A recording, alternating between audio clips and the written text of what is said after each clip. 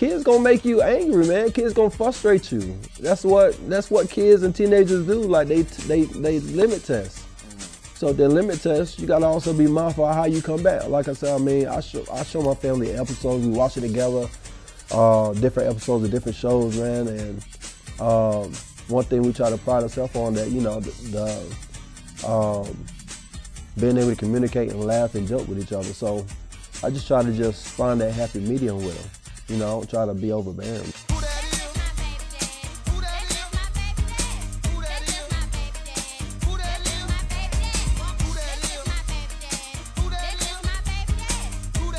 Welcome back to another episode of This My Baby Daddy podcast. It's your boy AJ. It's the bougie baby daddy, Eli. And today we have the owner of Concourse 107, Mr. Reddick Mack. I want to introduce him with, you know, his artistic bag and speak about his, you know, his art design, his art name, but I cannot say absolutely any of it. And we practiced this time and time again before we started. So I'm gonna let you introduce that side. Speak of your business. Say it. Go ahead, Reddick. As you state, man, I'm Reddick Mack. I paint by the moniker of Coach Innocente. Coach Innocente means a connoisseur of everything. So I just took an S, flipped the C to a K, and you know. You see why he can't? There's no way I would have said that. Hey, look, he has no idea how to spell it. He has no idea what it. I'm glad you explained the meaning because he was lost. Yeah, man. So what I do know is I know how to format this show. So I know how we're going to start this off. Kick it off. We're going to start it off with the first question we ask everybody is, what does it mean to you to be a father? To me, it means everything, man. Going from where I was to, you know, where I am now, I know it's just very important to actually have fathers in your lives. So I ain't gonna go too deep in regards to, you know, where I come from, but I'm the youngest of like 17 kids. My dad grew up with, you know, in a profession that, you know, I don't really, you know, care too much about, but I do understand the reason why he did what he needed to do. But yeah, to me, being a father is just, you know, being there for our kids, loving them unconditionally. You know, for me, I just had my first child last year. So I met my dad when I turned 30, lost my mom at the age of 10, grandmother at the age of 20, aunt at the age of 30, met him for the first time since I saw him maybe about 10 after my mom died. And when I met him for the first time after I turned 30, we, you know, rebuilt our relationship. And, you know, to not have him in my life helps me to like learn how to be a better father. We got a chance to rekindle, and I got a chance to talk to him and find out the reason why, you know, some of the things in my life transpired at a young age that I saw and viewed. And I ended up losing him the same year of COVID, the same time I had my first son. So my wife, her 3 children is my 3 children. So it's like I'm going backwards. So it's like I'm Benjamin Button, so to speak. So I'm learning, you know. Say it again. You're still aging though, Rick. I am. But when I say Benjamin Button, I'm going backwards in regards to like rearing children. So like her children are older. So I'm learning like the things that a 25-year-old or 14, 15-year-old is doing. So therefore, when I get to the point I'm God, and it's blessed for me that, you know, be that age, when he turns 15, 16, 17, it helps me to learn how to rear him and take care of him. So it's this reason why I say I'm like going backwards, and I'm kind of thankful for it. So it's just teaching me more about being a man of God, and also, you know, to be a praying man as well, being a praying father, because, you know, you got so many different pitfalls out here. That's so interesting that you say that, because that's a conversation that we have all the time. Mm-hmm. And a lot of times we hear people talking about everything, our children meaning everything, right? Mm-hmm. And so when I hear you say it, and me and AJ laugh about it, because we hear so many men say the same thing. But when I hear it, I want to know, what does everything mean to you, though? Like I said, loving. You mean as pertaining to like fatherhood? Mm-hmm. Mm-hmm. loving your kids unconditionally. There is no ifs, ands, buts. When you say everything, that means everything, the good and the bad. So, and you're learning them, and they learning you, especially in a household where it was untraditional. So now I'm going from non-traditional to traditional. Right. So I'm raising somebody else's children, and now I get to raise my own. Right. So there's just a blessing within it, because I know I did a great job pretending and raising these children, but now I get to raise my own. So it's like, when I say everything, it embodies everything. Like, it ain't no days off. Yep. There's sometimes I go to work and I don't finish my day till like 4 in the morning, get some rest, get up in the morning, and start all over again. So, and I try to take a lot of the bearings off my wife, so therefore she don't have to worry about getting them ready in the morning and, getting the kids to school and taking them across town. I do that every morning. So that's why I say everything. It's just everything, because you're emulating and you're showing the next generation how a father should be. Right. So that's the best part about it. Got you. And so when you think about like how you went down the timeline of your parents, your grandmother, everything. Now, the book on parenthood, the book on being a father. Where did you get those values? Where did you get the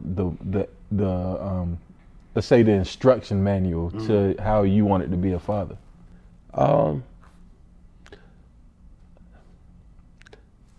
Early on, it started from just men that came around and helped my grandmother, being that she was on her own. So when my mom died, of course, if she ever needed something, she had older and her brothers as well that come and like help and assist. But I just went off of what I thought a man should be. So I mean, I was doing things at a younger age that a lot of cats probably never done. I first started cropping tobacco at the age of 13. After I get off the bus, the first thing I'm doing is cutting wood and filling out the wood box in the porch. Right. Then get my homework done. Going to go pay my grandmother's bills with her monthly government stipend, and making sure bills is paid.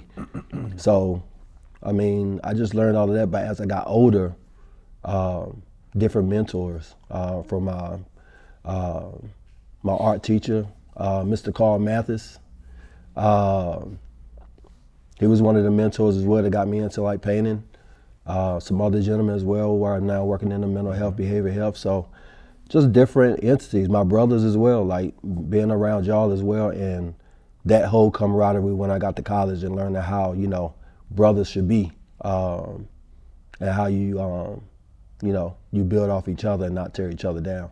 We have our times when we joke and laugh, of course, but I think at the end of the day, all of us are a great knit of friends.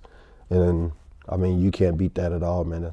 Now you might try to shut down some of the jokes sometime now. I ain't gonna sit here and let you get that one off now. I do. I try to cut it out. I mean, I do. I'm quick with them. So we go back and forth. I love it. Yeah. So when you talk about your brothers, but you also have siblings, blood siblings. How was that dynamic with? You said it's 17? Yeah, it's about 17 of us. 17. Yeah. So how was it trying to build a relationship with your siblings when you're just one of 17? Ah, man. It's been ups and downs, man. I mean, it ain't no blueprint, but of course at the end of the day, you go through a lot of these things, and people have different ways through life now. Everybody got different things that they're doing. So using like social media in order to try to communicate with each other and continue to keep building a bond, especially what we're going through right now. It's been kind of difficult, but we try to make sure that we are continuing to try to keep the communication lines open. So we're trying to get to know each other and trying to learn each other, but circumstances make it kind of difficult. Right. So when you look back to your grandmother, did you spend most of your time with your grandmother, or okay? Now, what is some of the things that she poured into you that you've taken and tried to instill into your kids, or to help you continue to improve as a man and as a father? consistency, integrity, working hard, never taking nothing for granted, learning how to cook. So yeah, I can cook. I can cook by the brains, bro. I can cook. But yeah, cooking, just a provider, man. She told her, like I said, a husband and a father should be three things: a provider, a protector, and a professor of their love. So, yeah, I just try to just emulate those things. Oh, wow. Yeah. So do you feel like those are things that came naturally to you, or is some things that you had to continuously work on to kind of improve? A little bit of both. Some things are hereditary and some things ain't. The things that ain't, there's something that you got to continue to keep working on daily. It ain't no book to. I think for us, as far as the Afro-American male, we're learning how to be fathers for the first time. So a lot of us, we grew up not having fathers in our lives. The Well, that's ideal. not, yeah, the ideal. And the only thing that we had was really, growing up, I mean, you had Uncle Phil, you had James, you had the Cosby Show, and we all gravitated to all of those individuals. Even the Sanford Son, we gravitated Rock, to all of yep. that. The Rock. So, and what we saw as a positive role model, that's what we actually and all of them were. So we took a little bit from each one of those and incorporated it into our parenting styles, because we felt like at the end of the day, all of them had the same niche. So I do have another question. Back to your father, right? So what is it from him not being there that you learned, that you draw from and said, well, you know what I'm not going to do? I'm not going to do this. And it's not meant to be a negative thing, but it's just like, I've seen this and I see what this can do. I'm going to make sure I won't do this. I won't repeat this part of the cycle. Yeah. I think for me, I'll probably say being around more, being around, period. To me, I understand the reason why, like I say, he did what he needed to do, but it was at a little bit of the detriment of his own family. Yeah. And like I said, I mean, being older, I can realize the reason why he did what he needed to do, because he can't see himself being able to provide for his family, making $200 a week. Right. Yeah. You know, especially at the end of the day, like your family automatically, like my family history, we come from, I'm not gonna say wealth, but you know, we was very well off. So for us to lose that history and that foundation that he saw growing up, and lose out on land and all of these things. And now, you know, for the family having to be rerouted to another state because of a mishap, like, he had to go back and get it. And that was still in his mind. So for him to be out doing the things that he was doing when I was younger, I mean, I understand it, I get it.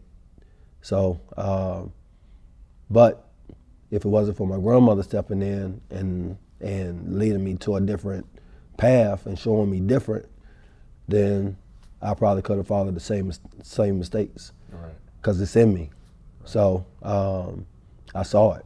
You know, to be able to trap in like 4 years, 5 years old and see some of the stuff that I saw going on, you know, it sticks with you as a kid. It ain't like you 1, 2 years old where you can forget about it. Yeah. So, you know. How do you feel about, because you said you lost your mother young too, right? 10 years old. 10 years old. Yeah, she had lupus. How do you feel like losing her early affected you as a father too? To me, I think losing her, I kind of lost, I didn't kind of, I actually lost a part of myself. And I think with her, I think one of the last times we spent time together, she actually had a headache. And I think it was the same time that, it was 1990.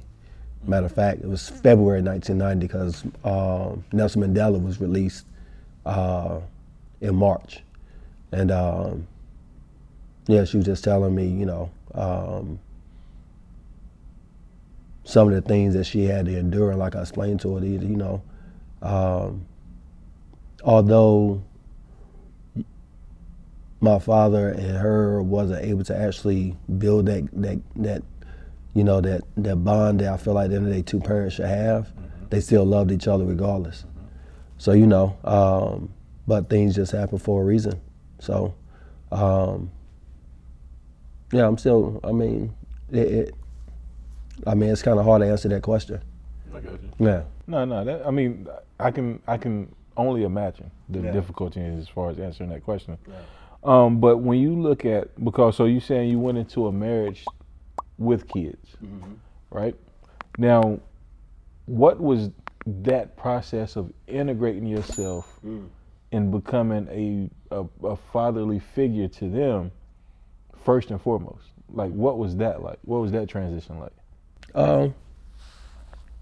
I've just observed the surroundings, and once again, when you got kids, they're like personnel. You gotta learn your personnel and what works well for one may not work for the next. When I met her, and when I was finally introduced, I was able to see who needed what, and I just actually kind of slowly integrated myself by spending time, only if asked, you know, a point of view or asked to help.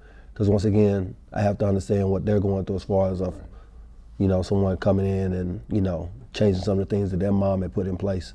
So it was a great transition. It was an easy transition. So I have a question for you when it comes to that. Was there ever any pushback from the children integrating yourself into there? It's one thing for you to feel like I'm open, I'm okay with it, but them. Yeah, of course. Of course. You, like I say, you're gonna have that, especially when you got someone coming in and changing up how you do things. You know, bedtimes. Like my wife, she worked from 7 in the morning to like 7 at night. But I also had an aunt that was a nurse as well, so I know what that does to a body. Like she needs rest.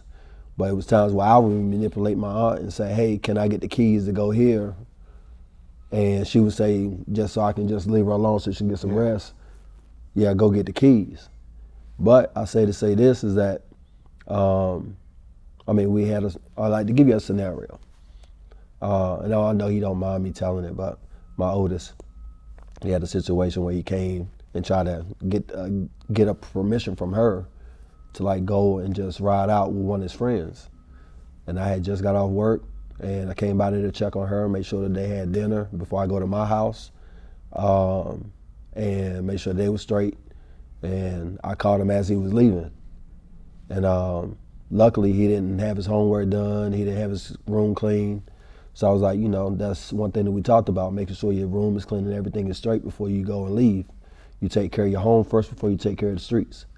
So they ended up saving him, man, because the kid that he was supposed to went riding with actually had took his mom's car and got killed on the road going towards Clinton. So, and that was right around Christmas time. So, you know, it's dark, it's gloomy. You have to be mindful, man. Like the kids, sometimes you got to save them from themselves, and they don't recognize it and they don't get that. Yeah. So I'm prideful in that. I take pride in that because once again, the worst thing, the thing that I would never want to do is come home and I'll say my wife something. And I know I can't change fate. If what's gonna happen is happen, but I try to speak life, and I try to make sure if I can see things ahead of time to try to save you from yourself. But yeah. It's I try to just make sure in those situations to try to be a beacon of light for them, but not tell them what they should or what they shouldn't do. Give them choices. So did you ever feel like that was something that you constantly had to take self-inventory of, that you didn't overdo it, but tried to find that balance? Oh yeah. I mean, we as all fathers, man, we always have that. So we always trying to find the right balance. So I do a lot of Go ahead, man. Now I do a lot of Take a role. break. Take a break. No. Now I do a whole lot of role playing with myself before I even say something. So Hey. Hold on. Explain the role playing to yourself. I role play to myself, man. That sounds bugged out now. So we need some clarity no. on He said that. to myself, No. not with myself. No. Oh. He heard you wrong. Okay. You know what I meant, man. No, I didn't. Nah, I role play, man. I make sure I practice what I want to say before I say it, because I want to make. Oh, okay. I didn't know what you meant with That's that. all. That's all. I just want to make sure that because like I Give me an said, example. kids gonna make you angry, man. Kids gonna frustrate you. That's what kids and teenagers do. Like they limit test. So if they limit test, you gotta also be mindful of how you come back. Like I said, I mean, I show my family episodes. We watch it together, different episodes of different shows, man. And one thing we try to pride ourselves on, that being able to communicate and laugh and joke with each other. So I just try to just find that happy medium with them. You know, try to be overbearing, man. So listen, because that's the first time I ever heard somebody say it. So when you're talking about you role play with yourself, Yeah, right? To yourself. to I'm sorry, yourself. to yourself. What I want to say before I say it. Are you saying that you think of scenarios and you're like, well, how would I respond? Or you say, okay, well, you're faced with this situation. Before I speak, let me run a couple different things through my head, practice on my tone and tonality. Because you might be frustrated, man, and you don't want to come off the wrong way. I mean, we all human, man. Right. So where did you learn that from? I guess working in the field that I'm working in, I'm learning as I work. So there's different ways to manage your anger. There's different ways to manage so many different aspects about your personality, your emotions, man. So we all need that. I think at the end of the day, if we can all be able to find that time, and some people do that by reading and educating themselves, but I'm a study of the game. So I can't teach somebody else something if I don't practice it myself. Well, you only practice on a one-handed crossover in basketball, but it is what it is. But it's lethal. But it's lethal. But anyway, Yeah. don't lie on this. Oh, my bad. I'm sorry. They didn't allow me. I'm letting But them carry it when out. you sit there and you think, when you talk about the field that you work in, because you've been in that field for years. And speak on what the field is, because we only talked about this. In mental health. Yeah, Behavioral mental health. And so when you have been in that field for so long, how does that impact or help with parenting?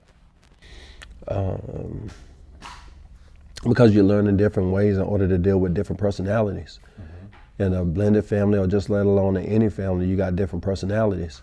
And like I told you, we're all learning how to be fathers for the first time. Like some isn't, or they're not, and we're just learning. We're learning. So I take those same tools, how to deal with a teenager that's going through puberty, and how they're dealing with how their hormones is going to change, how to deal with it, who to defer to. If it's something more pertaining to, on a feminine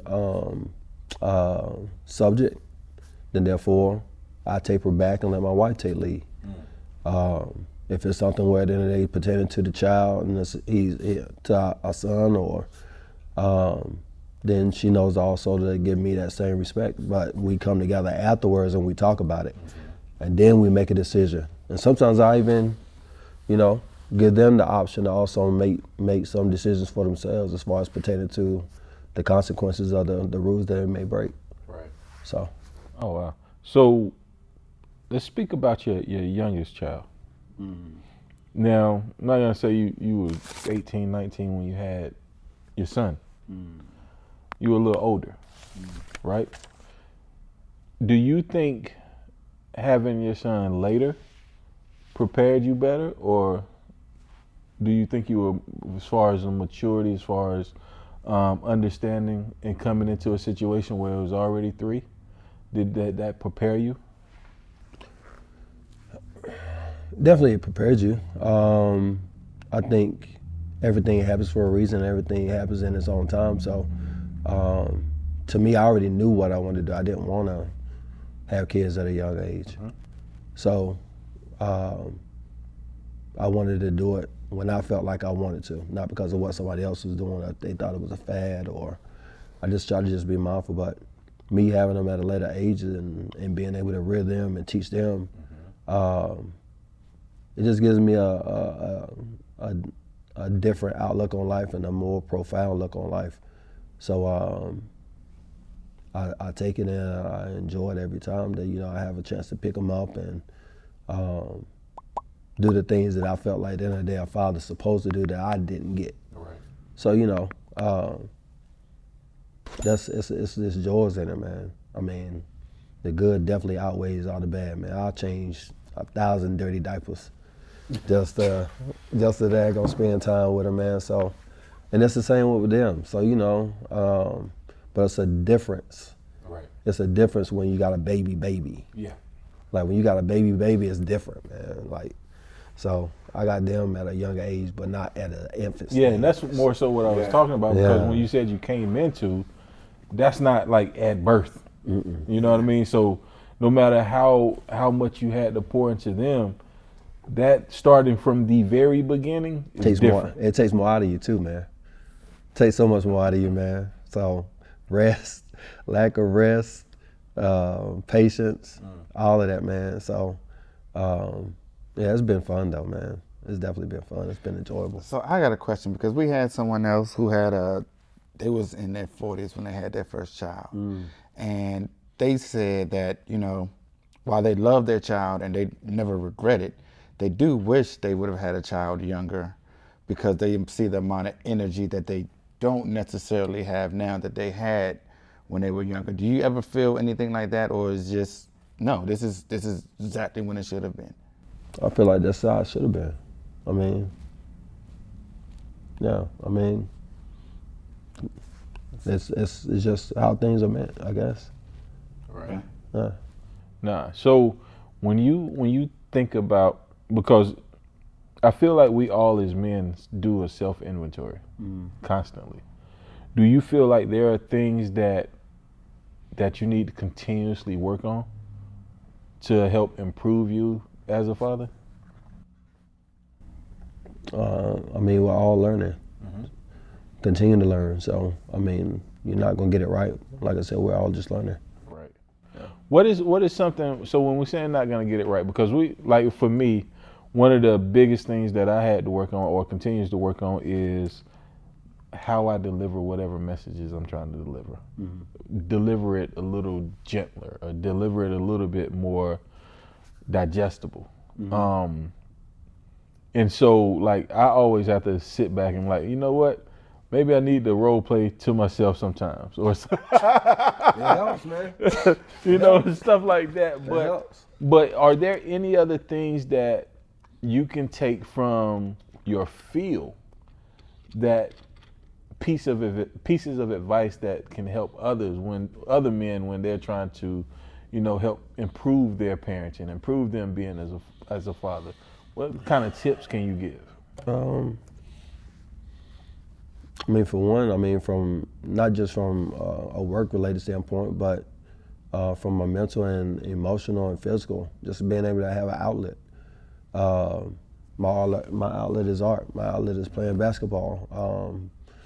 But you got to have an outlet. Find something that you enjoy doing, and put your all into it. And then if you do, then it can become lucrative as well. So therefore, you're killing two birds with one stone. Another thing will probably be reading. One thing we don't do enough is read. So picking up a book, and if it's about, you know, fatherhood, parenthood, reading it and applying it. Not just reading it, but also applying it as well. But like I said, I mean, there's so many different other concepts. Like I use one concept called the 4 Ds. Like the 4 Ds are basically, I give them, let's say for instance, if you're dealing with teenagers, and if I'm dealing with a teenager and, you know, they're starting to get into it, they're hanging with their friends, and, you know, puberty starts moving into place, and you need them to do something. Once again, I believe in everybody pulling together to actually for one common cause, because it makes the house run so much smoother. So if they're, you know, no, I get it. that have other things that are, you know, partaking in, but still, you still got a responsibility to your home. So if your chore is taking washing dishes, and you may have a child that you're dealing with that's, you know, going through what they're going through, and you have to tell them several times. Teenagers, you got to tell them a lot, because now you know you're dealing with some things. However, I give them the first 4D. The first one is actually a directive. You need them to do this by a certain time, and you know they want to go places. You don't want to go and do things, so therefore now the next D is basically give them a deadline. I need this so-and-so done by this time. And then you basically, the 3D is basically detaching yourself and being able to walk away. Give them and tell them exactly what you expect of them. You don't have to keep saying it over and over again. They already know already. Just give it to them. And then if they don't, and you come back and you check that deadline and the directive isn't complete, then therefore you implement the discipline. And that's that consequence. Gotcha. So that way at the end of the day, it ain't no, they like to ask questions. Why I can't do this, why I can't do that? Yeah, it stops all of that. It stops all of that. But it's about how you present it. Gotcha. So you can't present it just in a forceful way, but leading them into it. That's where those Sunday conversations come into play. That's where that family time come into play. And then you take and incorporate what you learned at work, what I do, and then incorporate it to them and ask them how they think about it, what they feel about it. Do they feel like this will work for them? And if they feel like it'll work for them, then we try it. If it don't, then we switch it up and do something different. Right. So you was talking about your outlet, and that's being art, right? Right. And you was crediting one of your mentors as far as Mr. art, Mathis. Mr. Mathis, Right. yeah. Now, how did you actually get into art? And because we all have to find the outlets like you were talking about. Right. But how did you just determine and find that was your outlet? It was already there. I mean, we didn't have a lot, so like being able to just to grow in the environment that we had, we only really had a few certain channels. And one of them was PBS and Bob Ross and the Happy Trees. So like on a Saturday morning, that's what I'm watching. And then I'm watching WWE at 12 o'clock. Okay. So the real WWF. And yeah, I got into it that way. And once again, it was just his tone of voice, the colors, and that way of being able to also paint. I found it fascinating for him to be able to paint a painting in like 30 minutes. Right. Yeah, it may have took him probably about an hour or so, but once again, it was the trick of the camera, of course, but he would paint a painting in 30 minutes. So I was like, okay, this is something I could do. So I ended up getting into it, and I actually had they presented me with an art scholarship to the Art Institute in Minneapolis. I think I was like 13. And they was already looking at me. I submitted like the little form, came down, they checked some of my artwork out. And as I got older, my grandmother was sick, so when I got ready to go to college, I wasn't about to go to Minneapolis, man. So I came to somewhere a little bit closer, which was Fayetteville. And then I had an aunt and them that was also, her and her husband had retired from 82nd Airborne at Fort Bragg, so I had family here. So it just made more sense to come closer. I can get home to check on her. Gotcha. So we're gonna get you, since you seem like you're really enthralled in the children, like you say these are my children. You never say stepkids. You don't do any of that. These are my kids. Right. So what advice would you give to a man that's starting to get really serious with a woman and they're trying to be a father to these children? The first one I would probably say is, not as well as you have to date the wife, you also have to date the kids as well. And that means spending time with them, taking them out, spending time with them, find out what their interest is, and go play basketball with them and get a chance to talk to them. Because like I said, they got a story as well.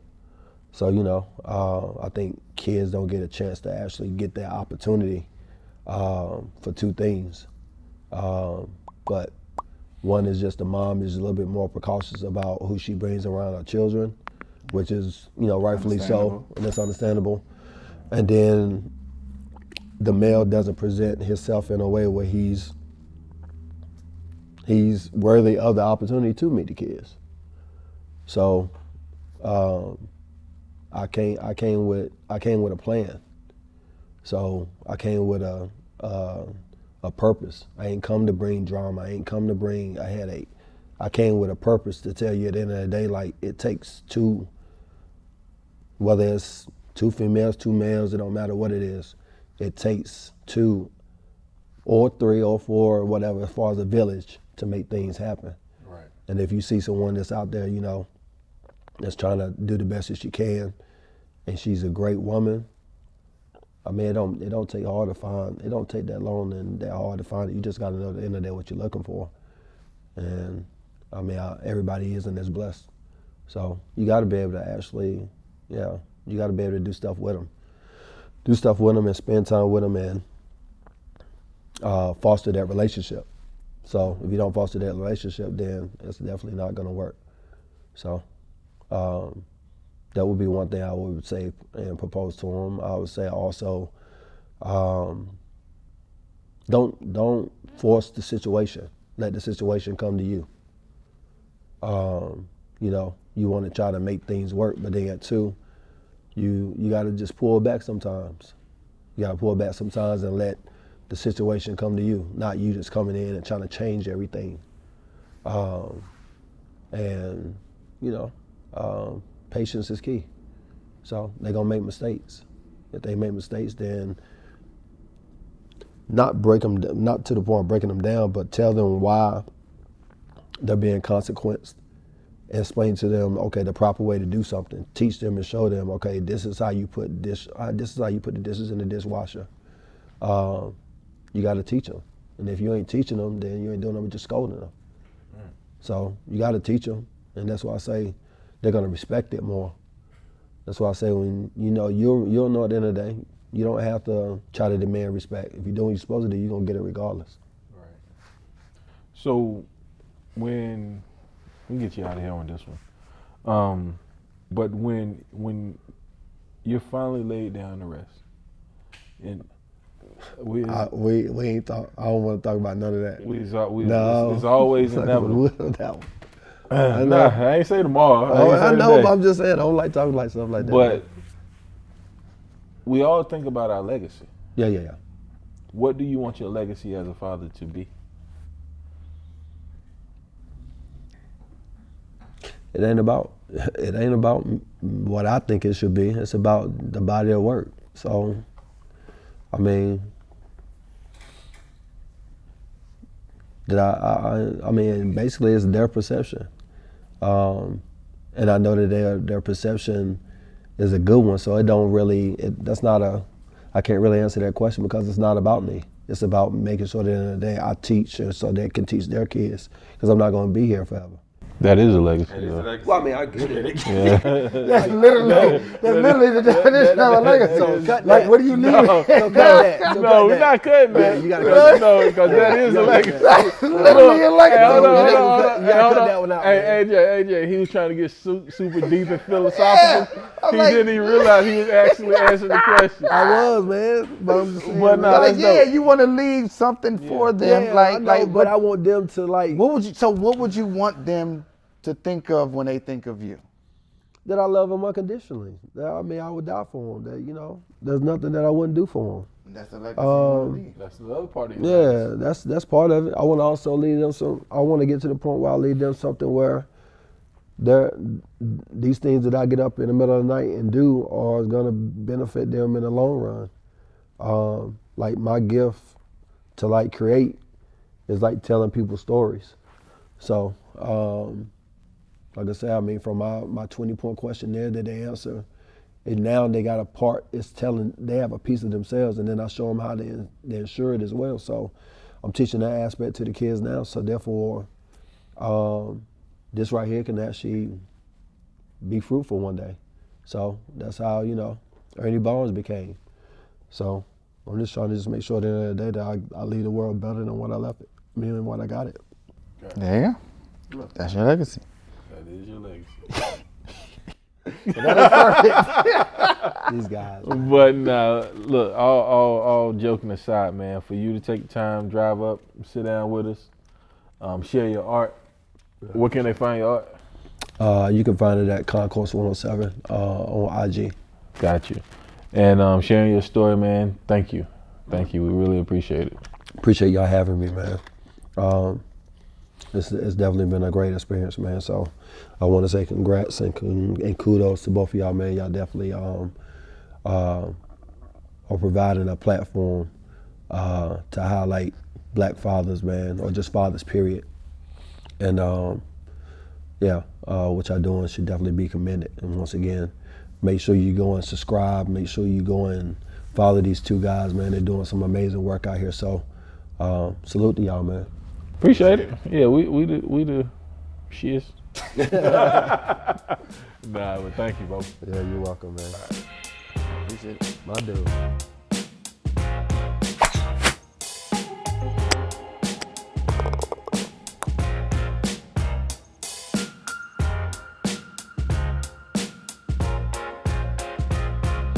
Thank you for watching another episode of Just My Baby Daddy podcast. I know you liked what you saw. So what I need for you to do is go back and look at past episodes. Make sure you like, subscribe, and share our YouTube page, Just My Baby Daddy Podcast. And you can follow us on all social media at Just My Baby Daddy Pod.